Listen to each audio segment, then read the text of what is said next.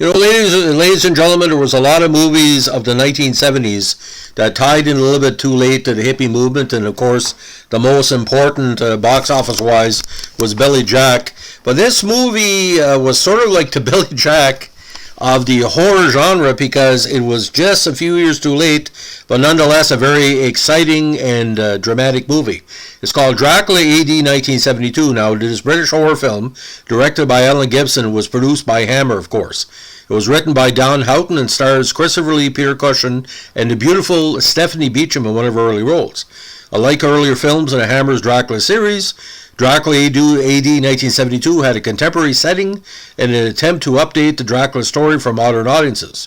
Dracula is brought back to life in modern London and preys on a group of young partygoers that includes the descendant of his nemesis, Van Helsing. It is the seventh Hammer film featuring Dracula and the sixth to star Lee in the title role. It also marked the return of Peter Cushing as Van Helsing for the first time since The Brides of Dracula some 12 years before, and was the first to feature both Lee and Cushing in their respective roles since Dracula of 1958.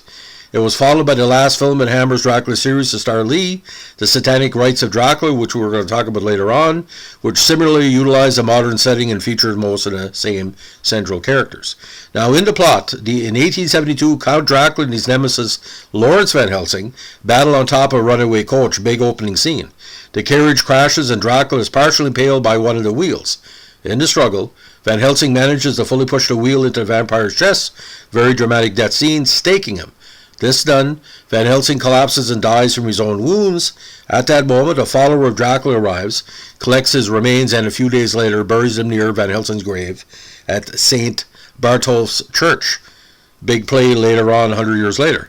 100 years later, Van Helsing's granddaughter, Jessica, and descendant of Dracula's old nemesis, and Johnny Alucard, who closely resembles Dracula's disciple from 1872, are among a group of young hippies, and the transition is pretty weird. It looks like a reject from an old Yardbirds groupie party. Now, Alucard, backwardly, persuades Jessica and the others to attend a black magic ceremony in the now abandoned deconsecrated St. Bartolph's, where he performs a bloody ritual involving one of their group, one Laura Bellows. Jessica and the others flee in horror, after which Dracula is resurrected and kills Laura. Laura's body is eventually discovered, drained of blood, and a police investigation begins, which is headed by Inspector Murray. Now, Murray suspects an occult element and interviews Lorimer, who is shocked to learn the details of Laura's death.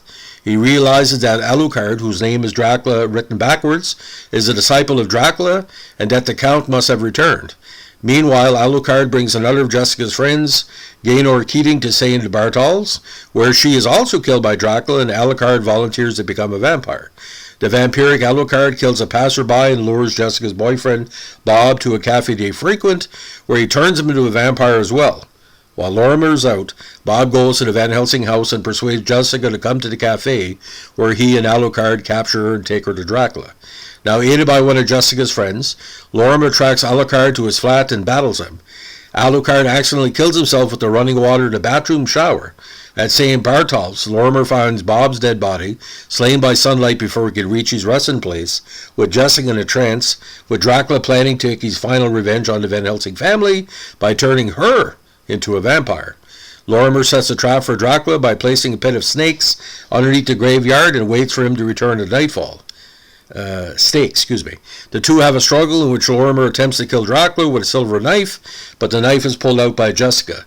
Still on Dracula's command, as the pair go outside, Lorimer throws holy water at Dracula, which burns his hands and causes him to fall in the pit of stakes.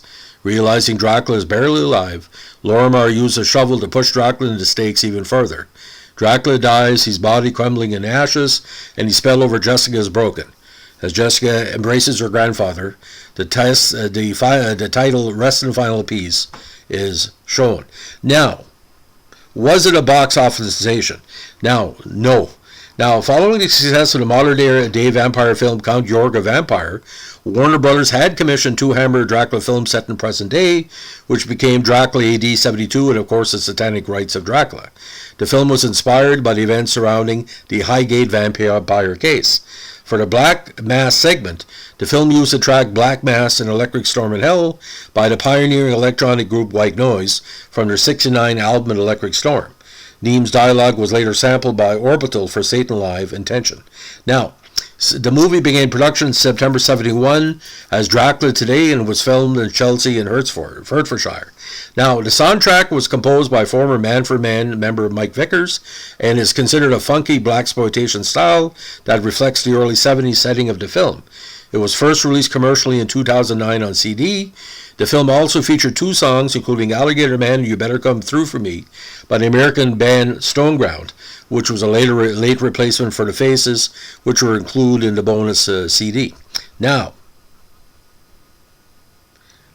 the problem with the movie, the film's opening sequence was not in the previous film Scars of Dracula, but it's completely new and sets up a short series of the Hammer Horror Dracula chronology, finishing in the following film, The Satanic Rites of Dracula.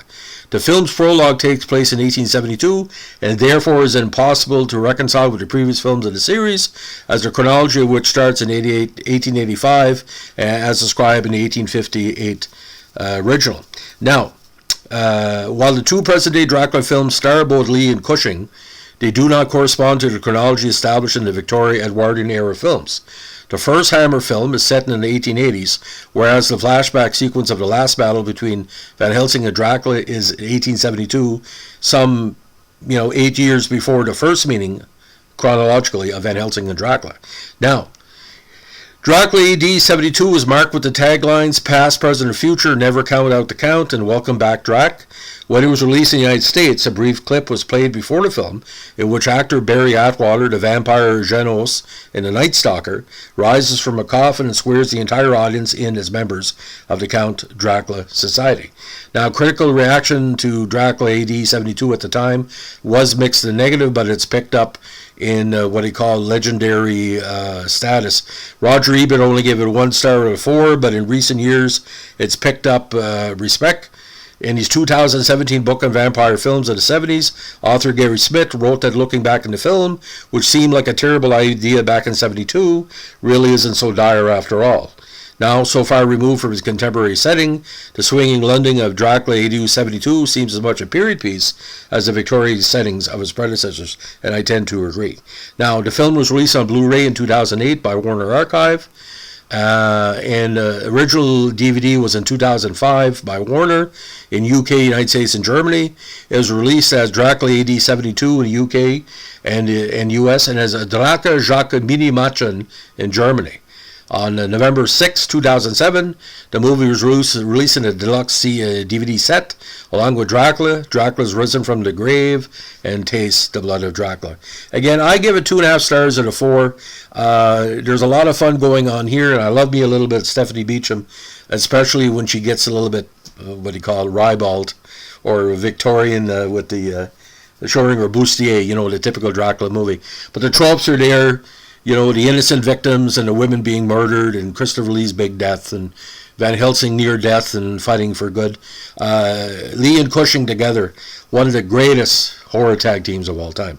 So, ladies and gentlemen, if you like what they're doing here with our Dracula vintage fallback or look back, we like you to let us know. Give us a like, comment, subscribe, or share.